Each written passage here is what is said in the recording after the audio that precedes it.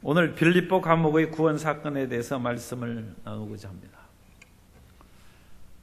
크리스찬은 그리스도인의 향기입니다. 크리스찬은 향기입니다. 어떤 사람에게는 생명에 이르는 향기가 되고 어떤 사람에게는 사망에 이르는 냄새라고 했습니다. 빌립보의 사도 바울이 일행이 이제 들어옴으로써 루디아는 구원을 받고 생명의 향기를 맡았고, 점치는 여종을 둔 주인들은 사망의 향기를 맡아서 사도 바울 일행을 바울과 실라를 그야말로 고발해서 그들을 매맞고 감옥에 던져넣는 일을 행했습니다. 그러나 감옥에서 생명의 향기를 맡은 간수의 가족은 구원을 받았습니다. 예수님을 전할 때 그 예수님의 향기가 우리 모든 성도님과 그 가정과 이웃에게 생명의 향기로 풍겨지게 되시기를 예수님 이름으로 축원합니다. 사망의 향기로 나타난 것은 참 불행한 일이죠. 사도 바울이 또 실라와 함께 매를 맞고 감옥에 던져졌어요. 어찌나 낮에 열심히 복음을 증거하고 또 붙잡혀서 시달리고 그랬던지 한밤중까지 기절하다시피 잤는데 한밤중에 눈을 뽑으니까 이 시커먼 감옥에서 깜깜한 밤중에 인생에는 끊임없이 낮과 밤이 교차하는 것입니다. 계속 낮만 되면 어떡하겠어요? 물론 여름철에는 북극 그쪽에서는 백야라고 해서 한밤중에도 환한 빛이 비칩니다. 그러나 그 반대로 겨울에는 밤이 이제 지속되는 거죠. 인생에는 낮과 밤이 교차합니다. 그러나 밤이 왔을 때 우리는 그 한밤중에 깨어나서, 가끔 어릴 때 한밤중에 깨어났는데 아무도 없고 엄마가 안 계시고 그러면 아기가 울죠. 그러나 우리 어린 크리스찬을 떼어버린, 그러니까 젖을 뗀 장성한 어느 정도 성장한 크리스찬이 되면 밤중에 일어나 울지 말고 찬양하게 되시기를 바랍니다. 밤중에 바울과 실라는 성숙한 크리스찬입니다. 일어나서 기도하고 찬양했다고 말씀합니다. 자기가 지금 복음을 위해서 열심히 일하고 하나님께 헌신했는데 왜 삶이 이렇습니까? 하고 탄식하고 좌절하고, 표현이 좀 그렇습니다만 한밤중에 청승맞게 울고 있지 않고 사도 바울과 실라는 하나님을 찬양했다는 것입니다. 어떤 죄수가 감옥에서 오랫동안 갇혀서 수감 생활을 했어요. 그러다가 이제 세월이 지나서 감옥에서 나왔는데 갈 데가 있습니까? 더군다나 오랫동안 수감 생활을 했으니까 사람들이 다 무슨 전염병 코로나19 걸린 것처럼 다 피하고 악수도 안 해주고 그러니까 살 길이 없어요. 내 어찌 살까 생각하다가 수도원에 가서 제발 허드렛 일이라도 할 테니까 먹여주고 그와 같이 이곳에 살 수 있게 해주십시오. 그러자 그 수도원장이 그분을 불쌍하게 생각해서, 그러면 여기 와서 머물러도 좋다. 다만 수도원의 규칙을 지켜야 되는데 1년에 한 번만 말할 수 있다. 1년에 한마디만 말할 수 있으니까 그걸 틀림없이 지키라. 그런데 그 사람이 1년 지나서 뭐 할 말이 있느냐 했더니 잠자리가 왜 이리 나쁩니까? 그러더래. 어쨌든 한마디 하고 끝났어. 이제 또 침묵의 1년을 또 보내야 돼. 1년 지났어요. 또 한마디 하는데 음식이 너무 나쁩니다. 그러더래. 또 1년이 지났어. 못 살겠다. 수도원장이 그럼 나가십시오. 자기 삶에 감사하지 않는 사람은 어떤 그런 삶 속에서도 원망하고 불평하고 탄식하고 감사하기로 마음을 결심한 사람은 어떤 상황 속에서도 감사하며 하나님을 찬양하고 예배하며 살아가게 된 줄 믿습니다. 감사와 찬양은 흑암의 세력을 무찌르고 기적을 일으키는 힘이 있습니다. 바울과 실라가 한밤중에 일어나서, 이 밤중이 중요한 거예요. 인간은 밤이 다가오는 거예요. 고독한, 아프고 힘든 밤이 다가오는 것입니다. 그때 밤에 부르는 노래죠. 바울과 실라가 하나님께 찬양하며 갑자기 지진이 나더니 감옥문들이 다 열렸어요. 착고가 풀렸어요. 찬양과 감사가 우리의 메인 흑암의 사슬을 끊어버리는 것입니다. 이것은 실질적인 일이 일어났을 뿐만 아니라 영적인 위대한 흑암의 세력을 끊어버리는 그 사건이 일어난 것입니다. 사울이 하나님의 말씀을 거역하고 불순종하며 하나님의 성령께서 떠나시고 악령이 들어와서 그를 괴롭힌다고 했어요. 그때 하나님께서는 다윗에게 기름을 부으사 이스라엘의 다음 지도자로 하나님께서 세우셨어요. 그런데 아직 어리기 때문에 귀신 들려 괴로워할 때 이를 위하여 나에게 찬양을 불러줄 사람이 어디 있느냐 찾아보니까 베들레헴에 다윗이 있다는 거예요. 그래서 불러서 다윗이 하나님을 찬양할 때 악령이 떠나갔어요. 사무엘상 16장 23절에 보면 하나님께서 부리시는 악령이 사울에게 이를 때 다윗이 수금을 들고 와서 손으로 탄즉 사울이 상쾌하여 낫고 악령이 그에게서 떠나니라. 그런데 그 중국 영화 그런 걸 보면 이 중국 사람들이 상당한 그 조예가 있어요. 그런데 무슨 거문고라든지 그 악기를 이렇게 연주하면 그냥 다 죽는 거예요. 그 소리를 들으면, 그죠? 그래가지고 그 음악 소리가 나면 사람들이 막 귀를 막고 두려워하는 거예요. 왜냐하면 그 소리를 들으면 사람이 죽는 거예요. 음악이 사람을 죽이는 힘이 있어요. 그런데 안타까운 것은 살리는 음악을 많이 했으면 좋았을 것 같아요. 그죠? 그럼 중국 그런 영화나 그런 것들이 훨씬 더 인기가 있을 텐데. 다윗이 연주함으로써 귀신을 쫓아내. 찬양하면 귀신이 떠나가고 성령의 역사가 임하게 될 줄로 믿습니다. 근데 찬양을 많이 해야 돼요. 주님을 기쁘시게 연주도 하고, 그러니까 악기도 배우셔가지고 그렇게 하나님을 찬양하고 그 연주하고 그러면 그것이 기도하는 것입니다. 그 기도와 곡조에 따라서 흑암의 세력이 떠나가는 것입니다. 바울과 실라가 하나님을 찬양하며 위대한 역사가 이루어져서 이 모든 사람이 묶고 흑암의 세력이 배후에서 조종한 모든 사슬이 끊어졌어요. 그런데 바울과 실라만 착고가 끊어지고 옥문이 열린 것이 아니라 이 감옥에 있는 모든 죄수들이 그것이 끊어졌어요. 왜냐? 이 죄수들도 바울과 실라가 찬양하는 것을 듣고 한밤중에 이게 무슨 짓이냐, 시끄럽다.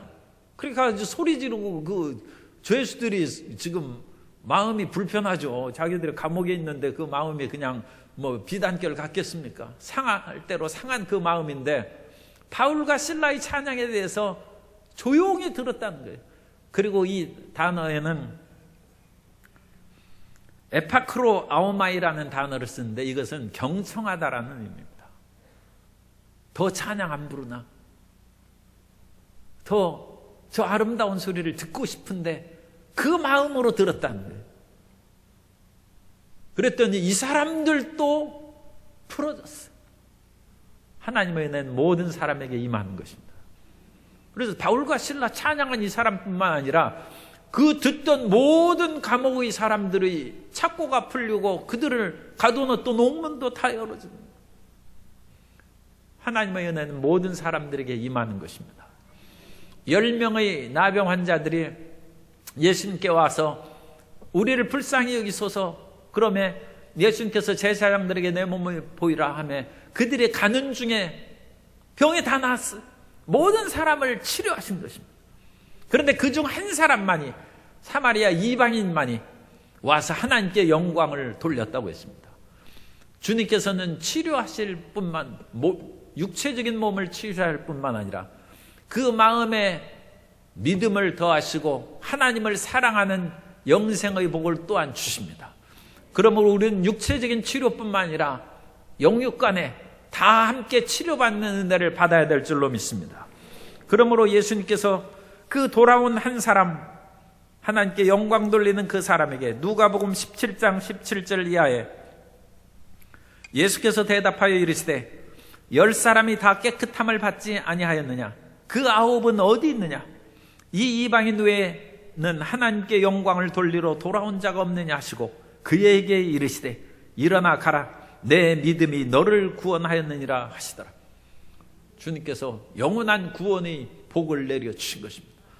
육체가 치료받는 거 중요하죠. 그러나 그것은 육체가 흙으로 돌아가면 사라져버리는 것입니다. 그러므로 육체가 건강하게 사는 것도 굉장히 중요하지만 그건 흙으로 돌아가는 것을 우리가 기억하고 육체의 건강뿐만 아니라 마음의 믿음을 갖고 하나님을 경외하는 삶을 살아가야 될 줄로 믿습니다. 우리가 이 세상에서 부귀영화를 누리고 육체적인 그런 삶의 풍족함을 위하여 많이 기도하고 생각을 하는데 우리의 영혼의 보배로운 것이 얼마나 우리가 증가되고 있는지 그것도 깊이 생각하고 그것을 쌓아놔야 됩니다. 이 땅에 재물을 쌓아놓는 것도 힘쓸 일이지만 그보다 더 중요한 것은 하늘의 보화를 쌓아놓는 일인 것입니다. 그래서 이 한 사람의 나병 환자는 그 은혜를 입고 간 것입니다. 그러므로 하나님께서는 이와 같이 영혼육을 충만한 복으로 채워주시고 그 은혜 가운데 살아가도록 우리 길을 인도해 주시는 것입니다. 이 감옥을 지키던 간수가 갑자기 이제 바울에게 뛰어와서 이제 구원을 받죠. 이 감옥을 지키던 사람이 틀림없이 무슨 일이 있었어요. 예수 그리스도를 믿을 만한 때가 있습니다. 자기 자신이 교만하고 모든 일이 자기 능력으로 잘 된다고 생각할 때는 하나님을 잘 의지하지 않습니다. 제가 이 말씀을 드린 것은 이 감옥을 지키는 사람이 깊이 잠이 들었어요. 그 이유를 제가 말씀드린다. 이 사람이 상당히 고민과 시련에 깊이 빠져 있다가 그냥 잠든 것입니다. 성경에 보면 27절에 간수가 자다가 깨어 옥문들이 열린 것을 보고, 지금 지진이 나서 옥문들이 다 열리고 그랬으면 그때 이제 죄수들이 후다닥 뛰어나갔으면 이 간수가 조금 이렇게 졸다가 딱 깨우면 지진 때 깨야죠. 사람들이 나가고 그러면 자기가 그걸 해서 지키고 그래야 될 거 아닙니까?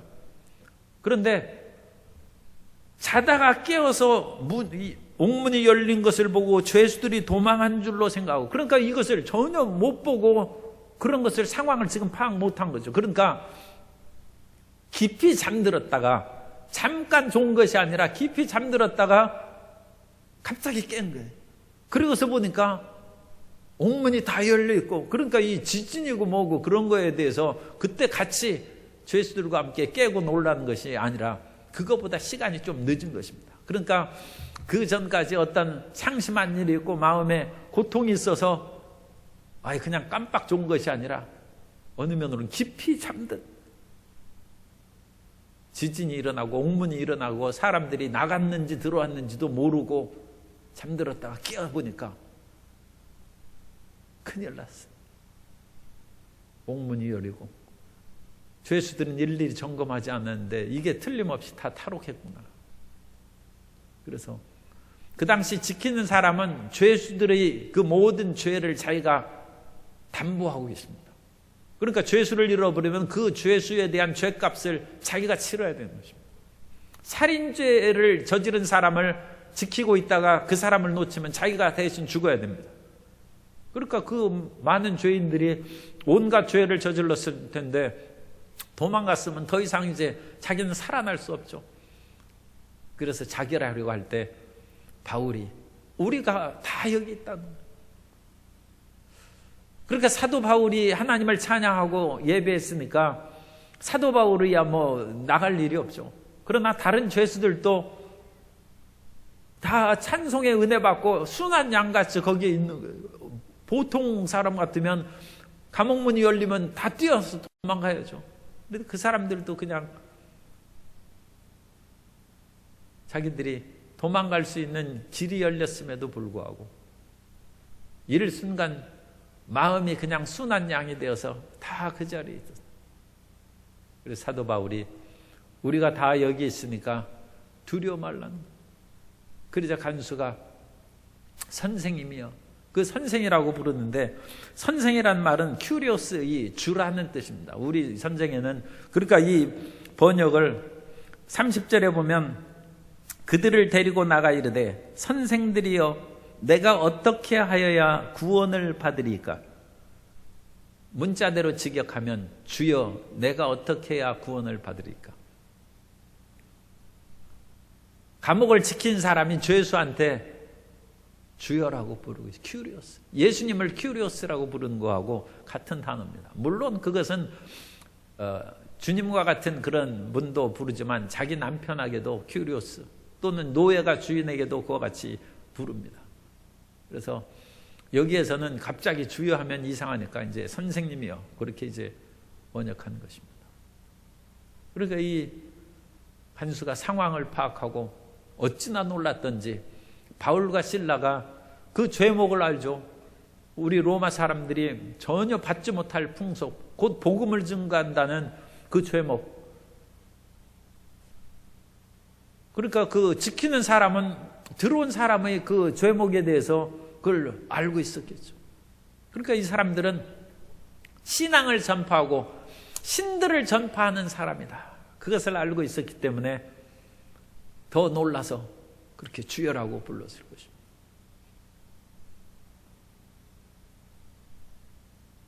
영어에서는 What shall I do? 내 어찌 해야 될까?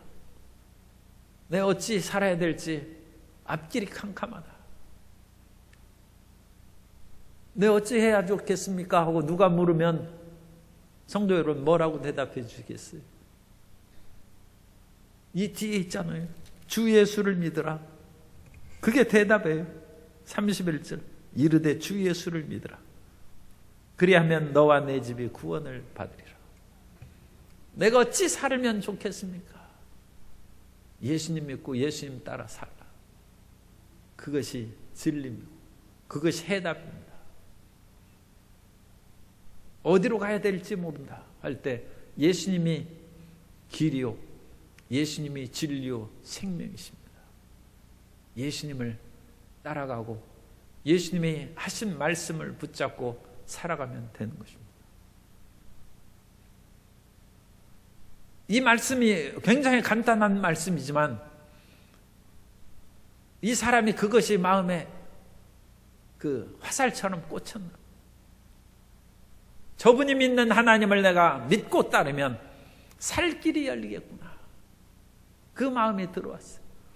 그래서 지키는 사람은 죄인, 그 죄수의 목숨과 자기 것을 지금 동일시하는 거예요. 그 사람의 죄를 자기가 짊어지고 있기 때문에 이 감옥을 지키는 사람은 죄수를 밖에 데려갈 수도 있어요. 왜냐하면 그 사람 잃어버리면 자기가 죽는 것입니다. 그래서 성경에 보면 바울과 실라를 집으로 데려갔다고 했는데 어찌 그런 일이 있을까 생각해도 그 당시 로마에 가능했던 얘기입니다. 그래서 주 예수를 믿으라는 말에 감격하고 믿음이 생겨서 바울과 실라를 그 한밤중에 자기 집으로 가서 그 상처받은 몸을 씻어줍니다. 어찌나 혹독하게 매질을 했는지 피가 엉겨붙고 그런 것을 이제 요즘으로 하면 그 소독제를 바르고 이와 같이 기름을 부으고 그 싸매주고 그랬겠죠. 그리고 주 예수를 믿는 그 증거가 무엇입니까? 그러니까 예수 이름으로 침례를 받으라, 그 말씀을 했을 것입니다. 그래서 자기뿐만 아니라 온 가족이 그 한밤중에, 왜냐하면 이 죄수가 내일 어떻게 될지 모르지 않습니까? 그 한밤중에 침례를 다 받았어. 이 간수는 사도 바울에게 육체적인 치료를 공급하고, 바울 일행은 간수와 그 가족들에게 영적인 치료와 은혜를 나눠줍니다. 그러므로 우리가 영적인 복음을 증거하는 것도 이와 같이 다른 사람에게 주는 것이고, 그 사람이 물 한 그릇 대접하면 육체적인 필요를 우리가 또한 충족받는 것입니다. 조인규 목사님이 젊었을 때 자기가 상당히 고민한 것이 있다. 그것은 교회에서 월급 받고 살아가는 것이 고민이 되었다고 했습니다. 20대의 한창 나이에 자기는 일 안 하고 성도님들이 헌금 낸 것으로 먹고 사는 것이 과연 떳떳한 것인가, 그렇게 한동안 고민하고 괴로워했다는 거예요. 그러다가 어느 날 텔레비전을 보면서 깨달은 것이 있어요. 코미디언은 사람들을 웃기고 그러면서 자기는 돈을 버는 거예요. 사실 코미디언이 인기 있는 그런 옛날에 그런 코미디언들 있죠. 그런 사람들이 지방에 나아가서 한 달 공연하면 집이 한 채씩 생겼다고 했어요. 요즘 연예인들도 유명한 사람들은 그렇게 벌겠죠. 그 집은 서울집이에요.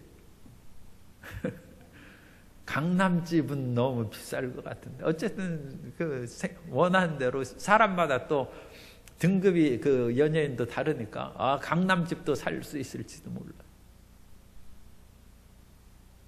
사람들을 즐겁게 하고 사람들을 기분이 좋게 하고 웃기면서 그 사람들을 먹고 살 뿐 아니라 집이 한 채씩 생기는데, 생명의 복음을 증거하는데 내가 이것을 받는 것으로 죄스럽게 생각하고 가슴 아프게 생각할 일이 없다. 그것을 깨달았다고 옛날에 조 목사님이 말씀을 하시더라고요. 어쨌든 지금 바울과 간수도 서로 주고받는 것이죠. 간수는 육체를 닦아주고 치료해주고, 바울과 실라는 침례를 주어서 영혼을 씻어주는 것이죠. 그건 온 가족을 영혼을 씻어주는 그런 서로 주고받고 사랑하는 그런 화목의 역사가 이제 나타나는 것입니다. 그리고 나서 이제 일을 마치고 이제 감옥으로 다시 돌아갔겠죠. 돌아갔는데 그것이 이제 그리고 음식도 대접하고 그랬어요. 그러니까 먹을 것도 주고, 그럼으로써 육적인 그 모든 것을 채워주셔서 영적인 그런 은혜를 받은 그 보답을 이제 간수가 했습니다. 그리고 나서 35절에 나리샘의 상관들이, 이 상관은 치안판사라고 했죠. 그 당시 재판을 한 그런 치안판사들입니다. 상관들이 부하를 보내어 이 사람들을 놓으라 하니, 간수가 그 말대로 바울에게 말하되, 상관들이 사람을 보내어 너희를 놓으라 하였으니 이제는 나가서 평안히 가라 하거늘, 바울이 이르되 로마 사람인 우리를 죄도 정하지 아니하고 공중 앞에서 때리고 옥에 가두었다가 이제는 가만히 내보내고자 하느냐? 아니라 그들이 친히 와서 우리를 데리고 나가야 우리가 갈 것이다. 왜 갑자기 사도 바울이 나가라고 하면 그냥 나가면 되지, 안 나간다고 버티면서 우리를 때리긴 명령을 내린 상관들이 직접 와서 우리한테 사과하고 우리를 데리고 나가야 우리가 나간다고 얘기하겠습니까? 지금 와서 왜 로마인 그 시민권이 있는 것을 사도 바울이 얘기하는지, 이제 그거에 대해서 우리가 좀 생각해 봐야 돼요. 지금 사도 바울이 고발당할 때 이 유대인들이라고 고발을 당했어요. 그래서 20절에 보면 이 사람들이 유대인인데 우리 성을 심히 요란하게 하여 로마 사람인 우리가 받지도 못하고 행하지도 못할 풍속을 전한다 하거늘. 그리고 사도 바울이 그 당시 복음을 증거하고 많은 사람하고 어울릴 때는 그 지역에 있는 유대인들과 어울렸을 것이고, 아마 히브리어를, 그 당시에는 아람어죠, 아람어를 사용했을 것입니다. 그러니까 유대인으로 지금 드러난 거예요. 그러니까 이 사람들이 고발할 때 유대인인데 우리 로마 사람들이 받지 못할 일을 그렇게 행한다, 그렇게 고발하는 것입니다. 그런데 그때 사도 바울이 나 유대인 아니라고 할 수 있겠어요? 지금 자기 주변에 있고 그 사람들에게 지금 아람어로 유대인에게 복음을 증거하고 하나님의 그런 구약 성경의 메시지를 증거하고 있다가 갑자기 사정이 어려워지니까 나 유대인 아니고 로마인이다, 그 말하면 사람이 지조도 없고 어려우니까 이 유대 민족을 헌신장같이 버리고 로마인 된다. 세금 내고 군대 가라고 하면 나 호주 시민이니까 나 못한다. 그러면 그 사람 보고 그럼 영원히 당신 또 해필 호주라고 어디 아프리카 시민이다 그렇게 얘기하면 그러면 영원히 그 시민하고 한국인 하지 말라 그럴 거 아닙니까? 그렇지, 한국에 와서 왜 한국인처럼 돈 벌고 세금 내거나 어떤 의무를 행할 때는 나 미국 시민이니까 나 못한다, 그렇게 하면 그 사람이 그게 지조가 있어요. 그 사람을 누가 사랑하고 존경하겠습니까? 사도 바울이 지금 고발당하고 매 맞는다고 해서 나 유대인 아니고 난 로마인이다 해서 신분증 내고 그러면 이 위기는 모면했겠죠. 그렇지만 그 다음에 유대인들에게 또 유대인 동족들이여 복음을 들으라 하면 이 사도 바울과 실라가 무슨 꼴이 되겠어요? 그거 제대로 들었겠습니까? 사도 바울이 위기를 당했을 그때에도 그냥 매를 맞고 우리가 유대인으로서 복음을 증거해서 했으니까 그냥 참자, 그래가지고 매를 맞고 옥에 갇힌 것입니다. 그런데 나갈 때는 지금 슬그머니 내보내려고 하니까 또 그 사람들이 치안 판사들이 생각해 보니까 별로 큰 죄도 안 해요. 그죠? 무슨 기물을 파괴한 것도 아니고 사회 소요를 일으킨 것도 아니고, 그런데 그 사람들을 너무 심히 때리고 옥에 하루 구류 처분을 한 것은 어느 면으로는 문제죠. 매만 때리고도 그냥 방면했을 수도 있는데, 그러니까 안 되겠다, 그냥 이 사람들 내보내자. 그랬을 때 사도 바울이 우리가 로마인인데 로마인은 반드시 최종 재판의 결과가 나올 때까지는 매질하거나 가둘 수 없다고 되어 있습니다. 그 당시 로마법으로 그렇게 되어 있어요. 그런데 로마인인 이 사람들을 어떤 심리나 최종 판결을 내리기 전에 그냥 붙잡아다 매질하고 고발인의 그런 얘기를 듣고 그대로 시행하는 것입니다. 그러니까 이 치안 판사들, 상관들이 문책당할 수 있는 그런 위기가 있는 것입니다. 그럼 사도 바울이 왜 로마인 것을 들었느냐? 사도 바울이 그냥 나가면 사도 바울이 증거한 복음도 은근슬쩍 넘어가는 거예요. 그래서 이 이후에 복음을 증거하는 사람들을 또 다른 사람이 고발하면 그 사람 전례가 있기 때문에 똑같이 붙잡아다가 매질하고 가둘 수가 있어요. 사도 바울이 로마인으로서 이 권리를 주장한 것은 복음의 명예를 위해서입니다. 우리가 증거하는 이 복음은 너희들이 함부로 매질하고 가둘 수 있는 것이 아니다. 그러므로 우리가 아무 죄도 없고 명예롭게 이 모든 것을 시행했다는 것을 치안 판사들이 와서 우리한테 와서 인정하고 우리를 이 감옥에서 이끌어내면 우리가 나가겠다. 치안 판사들이 감옥까지 오고 그런 것은 자기들이 좀 창피한 것이죠. 부끄러운 일이죠. 그럼에도 불구하고 로마 사람인 실라도 시민권이 있었던 것 같아요. 왜냐하면 여기에서 복수로 되어 있습니다. 성경. 그래서 로마 사람들인 우리예요. 그래서 바울과 실라가 둘 다 로마 시민인데 죄도 안 정하고 그와 같이 매질을 했으니까 그것을 상급기관에 고발하면 이 치안판사들이 어려움을 당할 수 있어요. 그러니까 와서 사과하고 아마 그들을 내보냈을 것입니다. 우리는 우리 자신의 명예를 위해서도 사실을 사실대로 드러내고 정당하게 인정받으려고 합니다. 그런데 우리 삶에서 크리스찬들이 중요하게 생각할 것은 복음의 명예예요. 복음.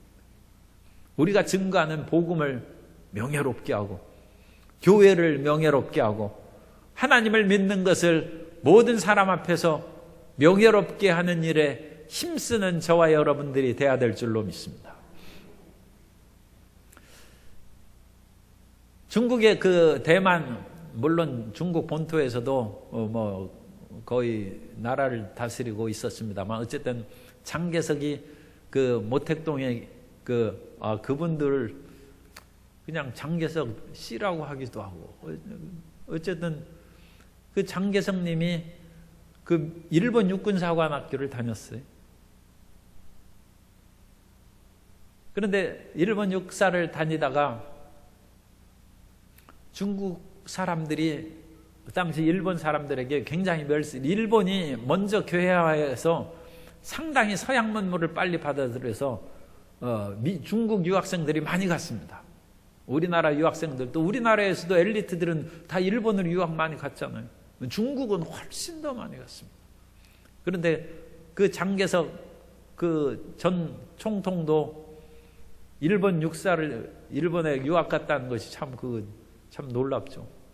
그런데 거기에서 다니다가 중국인들을 일본 사람들이 그 당시에도 자기들에게 유학 왔으니까 별로 대접하지 않죠. 그리고 특히 중국인들을 무시한 것이 있어요.